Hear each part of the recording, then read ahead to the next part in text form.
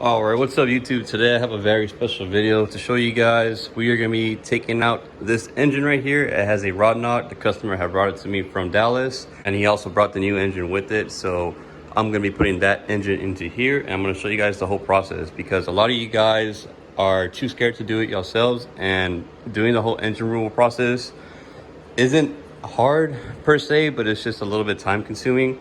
For me, it takes about 8 to 10 hours to do a full swap, getting this one out and putting a new one in, putting fluids, you know, all that good stuff. This one also in particular, it is an auto, so there is an extra step that you have to do.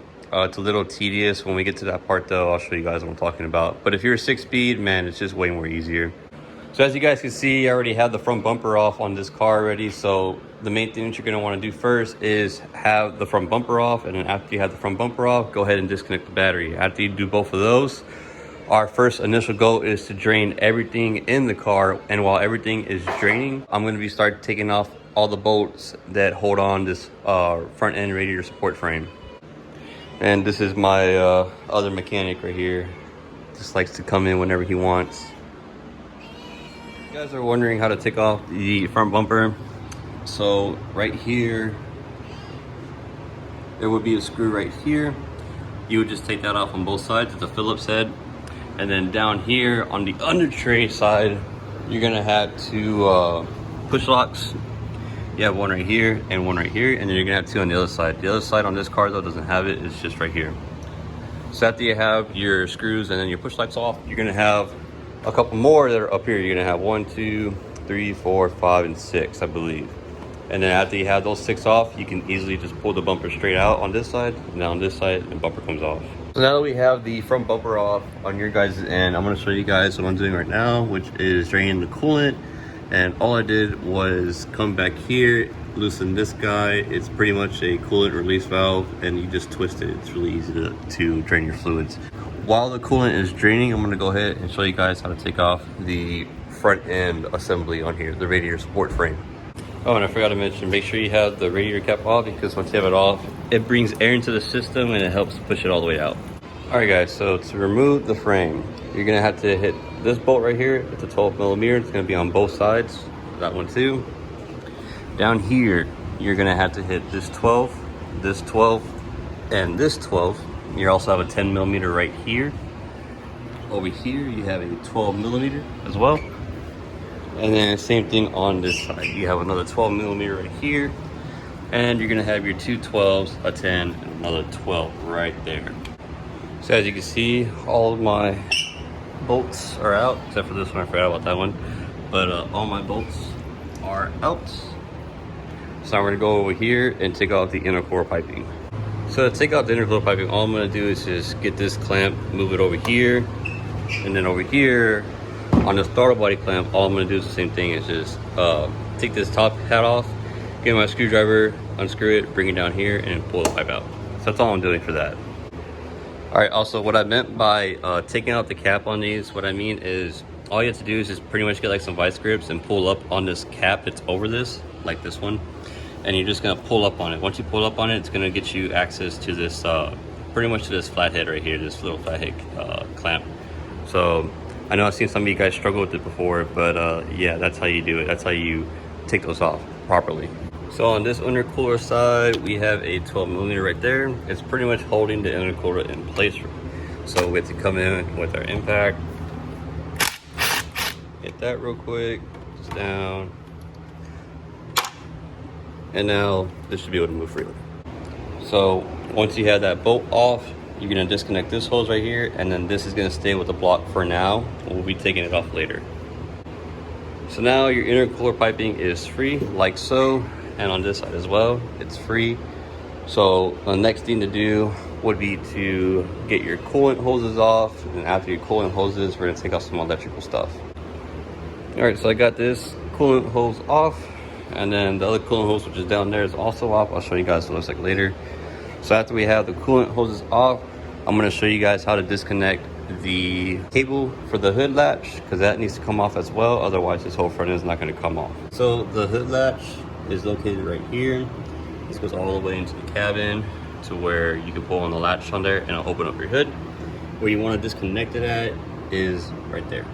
So the way you do that is pretty easy. All you have to do is pull this guy out, pull on it, and then you see that opening right there for the wire. You're just gonna pull the wire back this way and out. Just like that, cable is unhooked. So now we're going on to our next step, which is this guy down here. This is your front end harness. So this connects to every single electrical piece in the front end right here. So the way how you take this off is you're basically gonna get on this guy, that gray piece right here, and pull up on it. That's all you're doing. Right, so all I did was lubricate a little bit, press down this tab in the middle right here, and you can see it's like a little black tab. Press that down, push up on this, and now, just like that, the harness is disconnected. All right, so now that we have our main harness disconnected, we're gonna come to our fan harness, which is right here, right next to the power steering pump. And all you're gonna do is press down this tab and pull out. So I'm gonna need 2 hands for this, so I'm gonna put the camera down and do that real quick. All right, and just like that, the fan harness is disconnected. You're also gonna wanna get a cable cutter and cut that zip tie right there. All right, so that harness is now tucked away over here, so this area is free. Now we're gonna come over here and we're gonna focus on our AC lines. So the AC lines, there's 1 or 2 ways you could do this. Either take everything out in here, which is the fan, the radiator, and the condenser, and separate them and then move it to the side. But even when you have it moved to the side, you have very, very little workspace whenever you're trying to pull the engine out. So it's a little bit more difficult. So what I like to do is I just like to pretty much drain them and just separate the whole thing together. So that's, to me, in my opinion, that's like the easiest thing to do, because if this whole front end comes off as 1 unit, it's easier just to put back on as 1 unit. So I'm gonna go ahead and drain these, and we'll come back. All right, as you can see, the AC lines have been drained properly, and now this is free from there. So the next thing we are going to be focusing on is the power steering line, okay? So the power steering line, this is it right here. We're basically going to take out 2 10mm, and then we're also going to unscrew it from right here.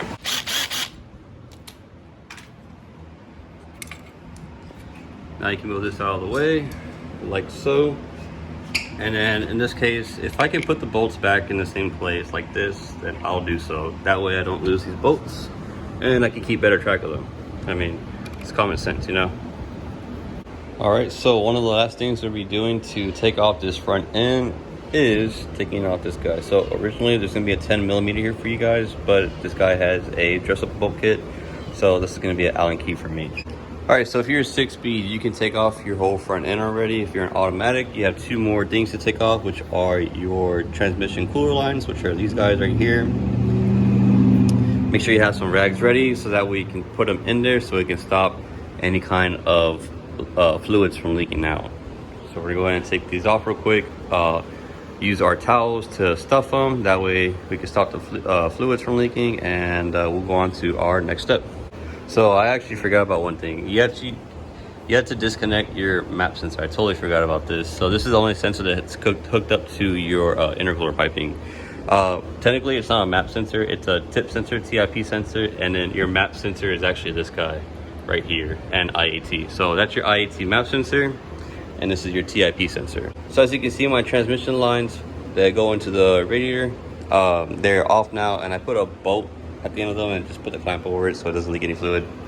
So now this whole front end can come off, and that's how you pretty much take off your radiator support frame if you want to do a simple swap, if you got in an accident or something, or if you're doing an engine swap like this, for instance, then this would have to come off. Alrighty, so our whole front end is exposed now. That's the front end over there, and this is the front end without it. So now what we're going to be doing is probably going to be tackling the exhaust side first, and then we'll rotate to the intake side, and I'm going to show you guys all the sensors we need to take off, and you know, all that good stuff. So instead of actually taking off the exhaust or turbo manifold right now, we're actually going to be doing the sensors real quick, or the ones that are at least accessible. So for example, this guy, the map sensor, these sensors right here, any sensors that you can see that are connected to somewhere on the engine, you're going to want to take them off. All those sensors have to come off because you got to put the harness to the side over here. So I'm going to focus on taking off all the sensors real quick, and I'm going to show you guys which ones I took off. So the first thing I did was took off 1, 2, 3, and 4 10 millimeters, and that gave me access to my ignition coils. So I'm gonna take off my ignition coils first. You got 1, 2, 3, 4 10 millimeters, and then you also have these clips right here. So it's depending on how you guys want to do it. I'm gonna take off just the clips like this, and then I'll swap the coils over whenever I have the old engine out and the new one going in. All right, so I'm gonna go ahead and do my fuel injectors next. So it's 1, 2, 3, and 4 right there. And after I do those, I'm gonna come over here and knock out these sensors. All right, sorry about that, guys. So I'm actually gonna go ahead and take this off right here. So this is pretty much a hose for your intake manifold and then your brake booster. So I'm gonna take this hose off, pull up on it, take this 10 mil off over here so that way it's loose, and then put it to the side. And then I also already took off my fuel feed line, which is this guy right here. This is your fuel feed line. This is held in by 2 10 millimeters. So got this off, put it to the side. I'm gonna go ahead and take these clamps off real quick so I can put this to the side and then pull the fuel rail out and then take out the injector clips because it's much more easier that way. All right, and as you can see, I have the hoses pushed to the side. This allows me to pull up on the fuel rail. The fuel rail is now free. And all I have to do now is just unclip these. And then the fuel rail, I'll put this to the side so we can put it on the new engine. Alrighty, so the injectors are out and they are unclipped. So now that we have these unclipped, we have access to this guy right here, and all we're gonna do is just pinch down on it, pull up, and that's your cam sensor. We can also do the other cam sensor on this side since it's kind of easy. It's not too hard, just like that. On this side, we are gonna disconnect this sensor right here. And then we also have, where is it at? Your OCV sensor in there. Just dig in there real quick. And get this guy out. There's a clip on it right there. And then this guy goes to your wastegate actuator. So finger in, push that clip in, try to get it out. All right, so I got the wastegate actuator sensor out. So then you're gonna have to clip this guy, and then you're gonna have to clip this guy right here to get this harness fully free. Then you have your solenoid right here. This is for your blow-off valve, your diverter valve solenoid. So all we have to do for this one is get some needle noses, pull up on this guy, come up like that, and that'll come out just like that. All right, so our harness is pretty much free. So now what we have to do is, you see these 10 millimeters right there, one right here, and then there's another one right there. We're gonna take these 2 10 millimeters off, and that's gonna allow us to pull up on this harness right here, and then we're gonna put it to the side. So up next, what we're gonna be doing is taking off that 10 millimeter, that 10 millimeter, and this 10 millimeter. And I want to say after that, this harness should be free. The harness back here that connects to the engine, it should be free. So I'm gonna go ahead and take out those 10 millimeters real quick and show you guys what it looks like.